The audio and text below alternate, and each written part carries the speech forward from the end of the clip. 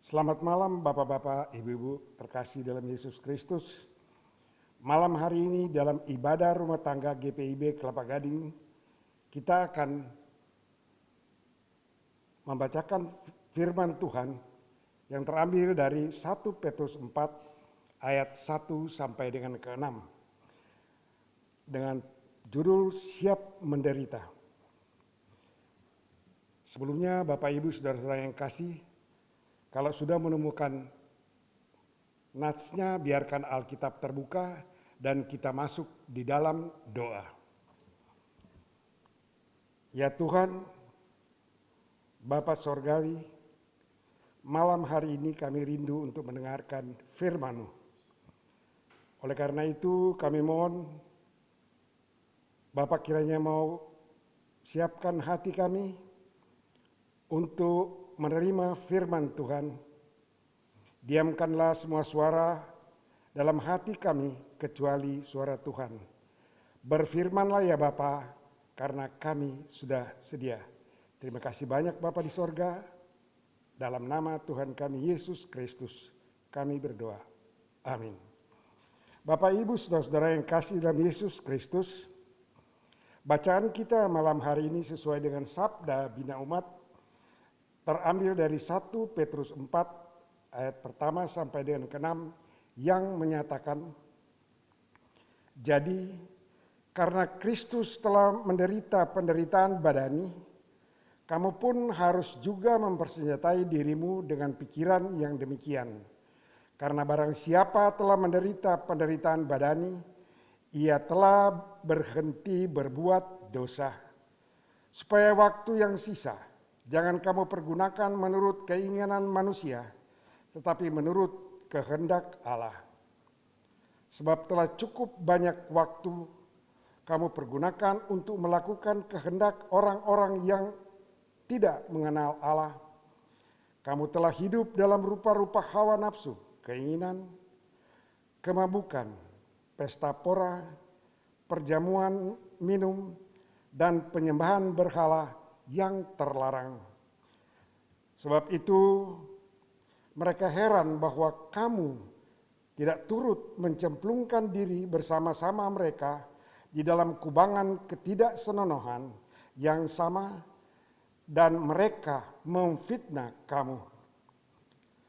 Tetapi mereka harus memberi pertanggung jawab kepada Dia yang telah siap sedia menghakimi orang yang hidup dan yang mati. Itulah sebabnya maka Injil telah diberitakan juga kepada orang-orang yang mati, supaya mereka sama seperti semua manusia dihakimi secara badani, tetapi oleh Roh dapat hidup menurut kehendak Allah. Bapak Ibu Saudara-saudara yang kasih dalam Yesus Kristus, malam hari ini sesuai dengan sabda Bina Umat, judulnya adalah Siap Menderita. Bapak Ibu Saudara-saudara yang kasih dalam Yesus Kristus, surat Rasul Petrus ini ditulis pada 62 dan 64 Masehi untuk memberikan semangat kepada jemaat Kristen yang tinggal di 5 provinsi Romawi di Asia Kecil yang sekarang adalah Turki. Latar belakang penulisan ini memberikan kekuatan bagi jemaat untuk siap menderita karena Kaisar Nero berniat untuk menindas dan membunuh orang-orang Kristen yang ada di sana. Namun dalam penderitaan mereka tetap bersuka cita, karena sekalipun menderita, mereka tidak sendiri, karena Tuhan Yesus hadir selalu bersama mereka. Jasmani tersiksa, tetapi roh dapat hidup kekal bersama Kristus. Bapak Ibu Saudara-saudara yang kasih, apa penyebabnya sebetulnya? Kaisar Nero atas hasutan orang-orang yang di sana yang tidak senang dengan orang Kristen, yaitu orang-orang kafir yang saat itu hidup bersama-sama dengan Kaisar Nero. Mereka hidup bermewah-mewah, pesta pora, penuh dengan hawa nafsu. Mereka tidak suka untuk dihalang-halangi dengan ajaran Rasul Petrus untuk setia dan menjauhi dosa. Dan saat ini sedang melanda dalam kehidupan orang di 5 provinsi Asia tersebut. Oleh karena itu, Bapak Ibu, saudara-saudara yang kasih dalam Yesus Kristus, bagaimana kita aplikasikan dalam kehidupan kita saat ini, di mana pandemi COVID-19 sedang mewabah. Bapak Ibu, saudara-saudara yang kekasih, kita sebagai orang Kristen, kita harus siap menderita sesuai dengan Roma 3 ayat 23. Penderitaan ada saat dosa berada karena kita. Semua orang itu mengalami seperti itu. Itu hal biasa. Kemudian kita juga harus menderita jasmani sama dengan mereka, tetapi pada saat ini kita tidak merasakan penderitaan jasmani, dikejar-kejar, dibunuh, ditindas, dan lain-lain. Tetapi kita menderita rohani. Kita diejek, kita dicela, kita dikucilkan. Tetapi karena kita percaya dan yakin bahwa pengampunan dosa dan penyucian Roh Kudus memberi kekuatan saat penderitaan rohani melanda kita. Oleh karena itu, Ibu Bapak, saudara-saudara yang kasih dalam Yesus Kristus, kita harus sabar di dalam penderitaan.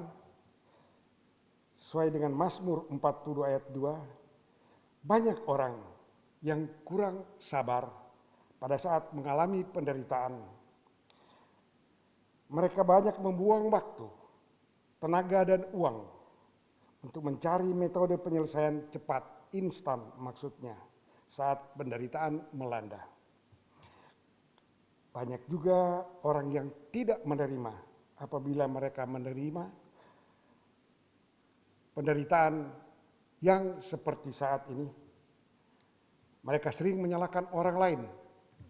Kami begini karena mereka. Mereka yang menyebabkan COVID ini sehingga kami menderita.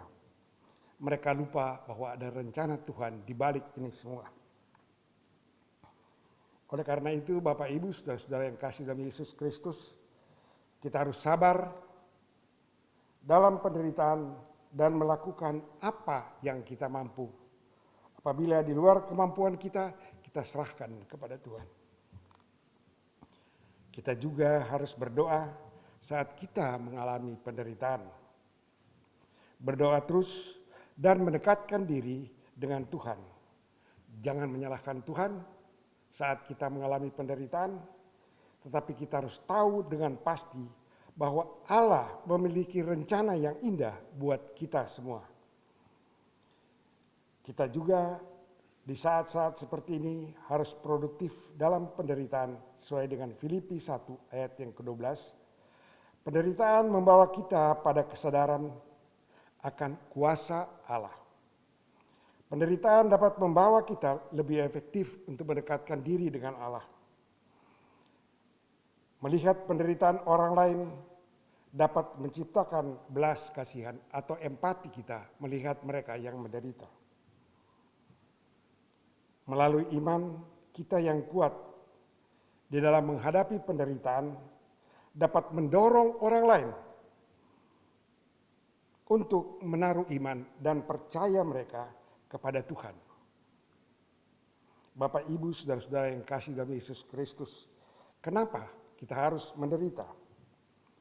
Kehidupan ini penuh dengan hal-hal yang tidak terduga, atau ibaratnya meramal yang tidak dapat diramal. Orang sering bilang kehidupan kita ini sebetulnya kita tidak tahu apa yang harus terjadi ke depan.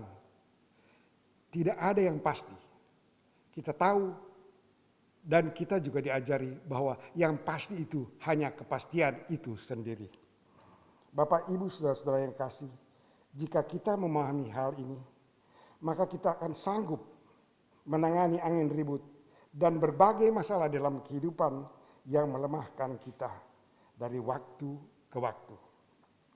Norman Wright dalam bukunya Why Did This Happen to Me menyatakan bahwa ada ungkapan yang menggambarkan bahwa di dunia ini banyak diwarnai dengan kesusahan dan penderitaan.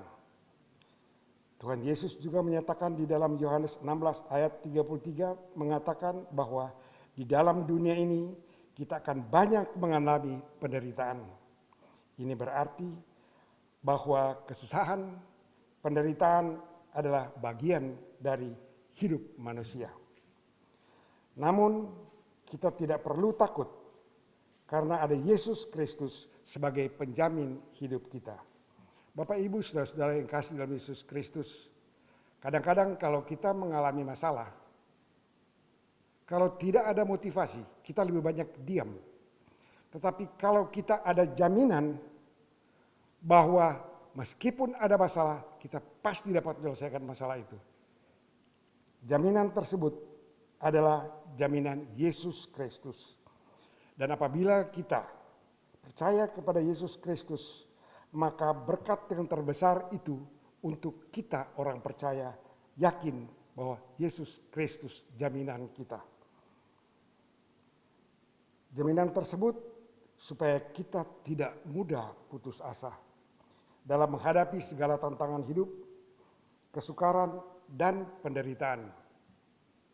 Karena ada jaminan dari Yesus Kristus, maka hidup ini akan menjadi lebih mudah, gampang, terarah, dan berarti karena kita memiliki kepastian dan jaminan lewat Yesus Kristus. Hal yang mewarnai jaminan kita sebagai orang percaya antara lain, Yesus jaminan kita dalam menghadapi cobaan. Yesus jaminan dalam kita melangkah. Yesus jaminan kita untuk hidup kekal. Yesus juga mengajarkan kita untuk kita sabar menghadapi kematian. Yesus juga menjamin kita bahwa pasti ada kebangkitan dan Yesus mengajarkan kita untuk masuk ke dalam kerajaan sorga. Bapak, Ibu, saudara-saudara yang kasih dalam Yesus Kristus, perihal hidup dan penderitaan. Penderitaan adalah tanda kehidupan. Di mana ada kehidupan, di situ ada air mata, kesusahan, dan penderitaan. Mengapa? Karena dunia ini juga dibawa kuasa si jahat. Menurut 1 Yohanes 5 ayat 19. Dan karena orang jahat berada di sekitar kita dalam dunia ini. Itu berada dalam Yohanes 15 ayat 20. Di mana ada kehidupan, di situ ada Allah, pemberi kehidupan. Penderitaan adalah karunia Allah. Di dalam Yesus Kristus kita mendapatkan karunia Allah. Salah satu karunia Allah adalah penderitaan yang kita alami atau kita rasakan sama seperti saat ini, bahwa kita tidak menderita jasmani, tetapi kita menderita rohani. Kita diajarkan untuk disiplin saat ini. Kita diajarkan lewat protokol COVID-19, apa-apa yang harus kita lakukan. Pada saat ini kita semua merasakan bahwa rohani kita betul-betul diajar untuk disiplin. Oleh karena itu, melalui penderitaan saat ini kita sebetulnya disempurnakan. Demikianlah Mazmur 119 ayat 67. Oleh karena Allah, iman dan penderitaan dijadikan sahabat orang percaya. Penderitaan adalah teladan Yesus Kristus yang diajarkan untuk kita, yang perlu kita tiru. Untuk berhasil dalam penderitaan ini, maka kita perlu mengikuti teladan-teladan. Kita mengikuti teladan tokoh-tokoh dunia, kita mengikuti teladan para tokoh-tokoh dalam Alkitab, dan yang paling penting kita mengikuti teladan Yesus Kristus. Oleh karena itu, di dalam keadaan bagaimanapun dan dalam situasi apapun, saat ini kita harus siap dalam penderitaan karena Tuhan Yesus selalu beserta dengan kita. Di dalam kita menjalani pandemi COVID-19 ini, kita harus sabar, tabah, selalu dekat dengan Tuhan. Karena Tuhan tidak pernah meninggalkan kita. Tuhan kiranya memberkati kita. Amin.